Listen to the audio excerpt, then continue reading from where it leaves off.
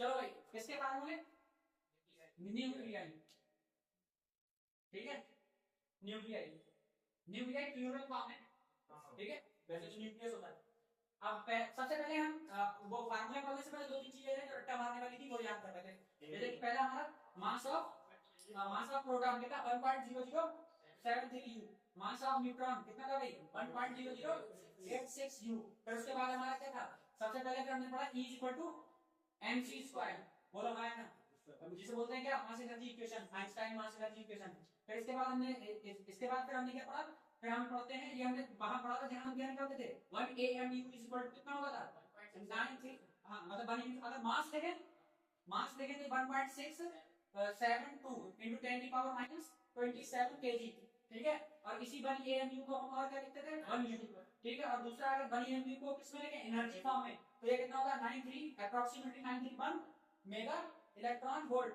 कोई बोल नहीं ना, भूल गए, बनी AMU equal to 931 mega electron volt. फिर इसके बाद फिर हमने जो फार्मूला पढ़ा था, क्या पढ़ा था मास इफेक्ट से तो पहले एक पढ़ा था, ध्यान करो, radius r is equal to r naught a r naught की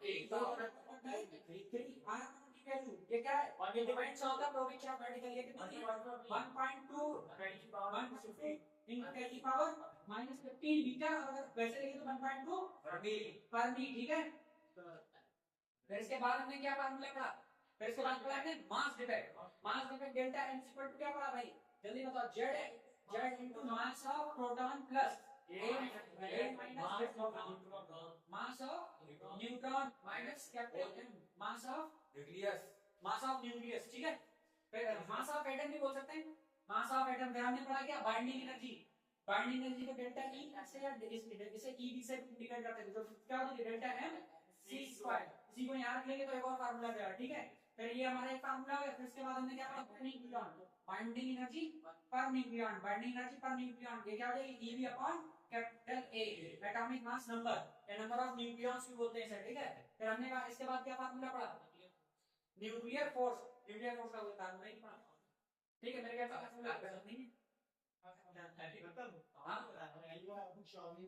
ठीक है, हाँ स्लाइडी और चावल बोले